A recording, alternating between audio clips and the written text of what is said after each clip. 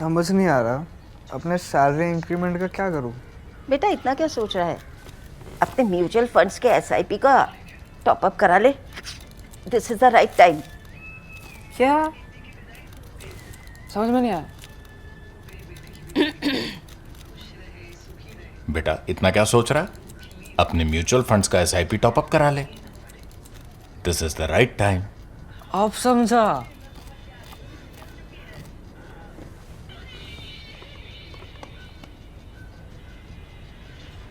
Mutual fund investments are subject to market risks. Read all scheme related documents carefully.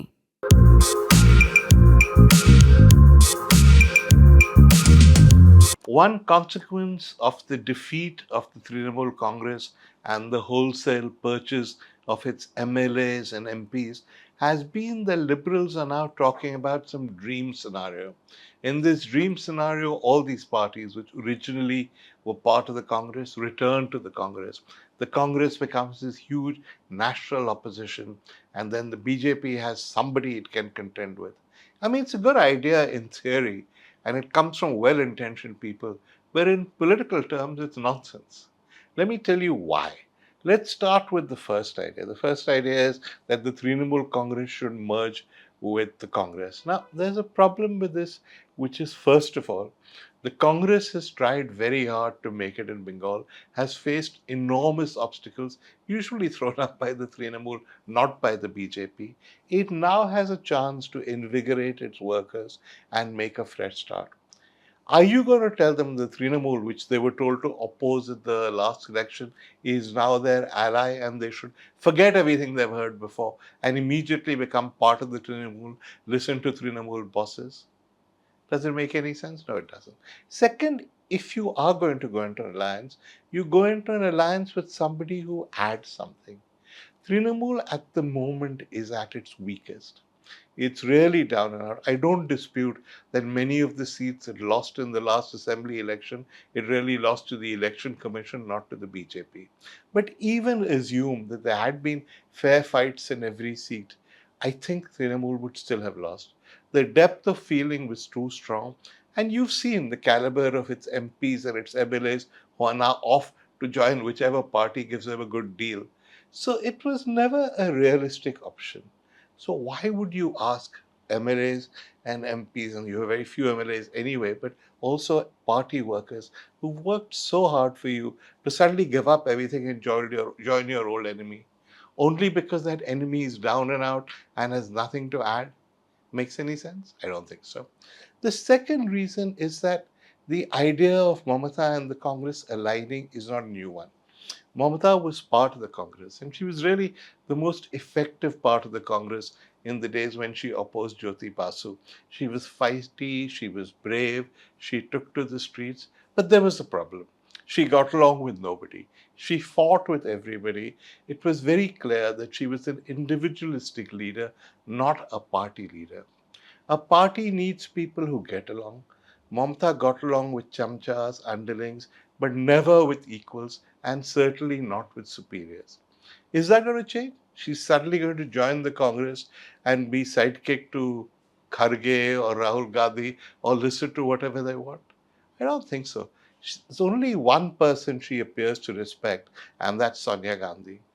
And even then, when they were allies, I think the big complaint was that she would come and say nice things to Sonia, then she would go back to Bengal and tell whatever MLAs or workers the Congress had that they were much better off joining the Trinamool.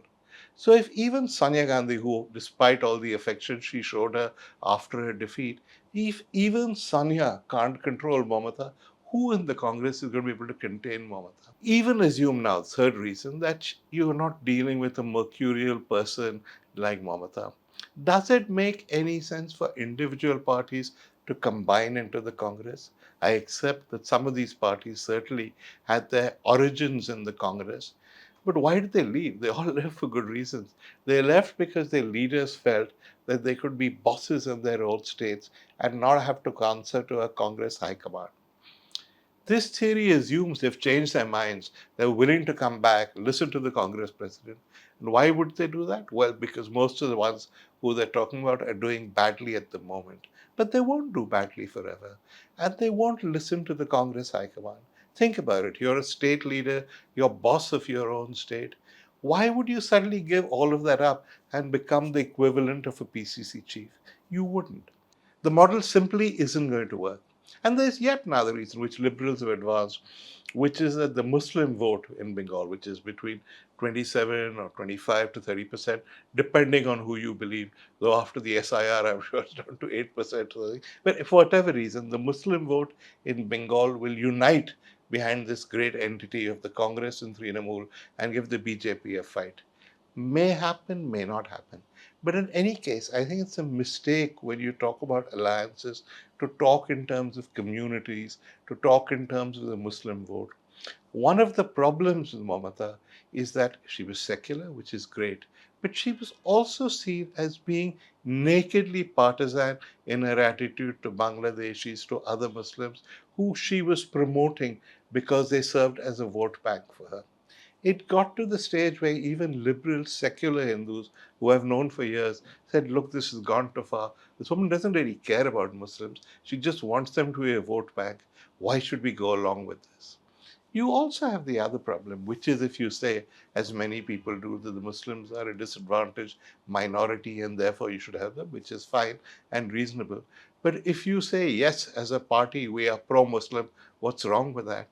People will turn around and say, well, the BJP says we are pro Hindu. What's wrong with that? Are you going to be defined the same way?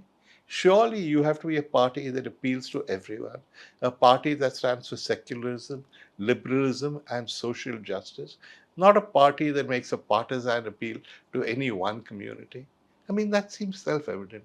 Besides, if you listen to Shubhendu Adhikari, the new chief minister of West Bengal, the man is incapable of speech unless he includes Hindu Muslim in it. Given that he's going to keep up this monologue of anti Muslim, pro Hindu nonsense, it's only a matter of time, I think, before the Muslims unite and the vote doesn't split. Whoever it is will get it. And I imagine it'll go to Congress Mamata in alliance, but not if they're one party. That won't make a difference. And that, I think, brings us to the model that will work. The one time in the last several years when the Congress has actually been in power is the UPA. And the UPA didn't follow this grand single party idea. It followed the idea of a coalition, of a mosaic.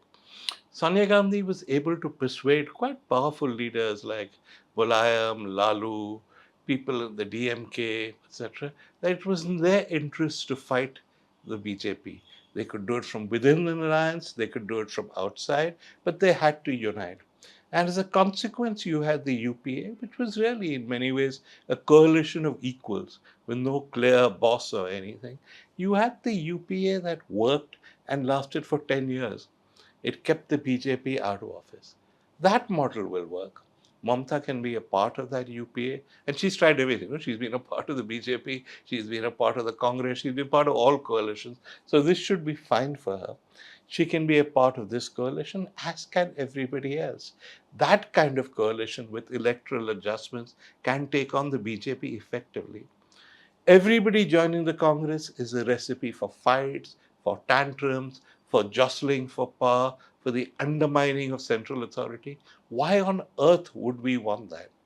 There's been a new suggestion lately, and it's been appearing in the press over the last few days, which is that Sharad Pawar would like to come back to the Congress. Frankly, it's a bit rich. If you remember, he left the Congress because of Sonia Gandhi's foreign origins. A few months later, when there was prospect of power, he dropped that issue and returned. And then during the UPA, the NCP was a part of this alliance where Sonia Gandhi was the chairperson. So, given that he left for those reasons, why does he want to come back? But in any case, Maharashtra politics is different because the Congress and the NCP have worked together even since Pawar left. You can maybe talk about some kind of arrangement, possibly even a merger there. But that's because Pawar is at the end of his career. Nobody is sure what will happen later. So those are different arguments, and that's a different case. But it's a model This whole idea of one grand party is a recipe for disaster.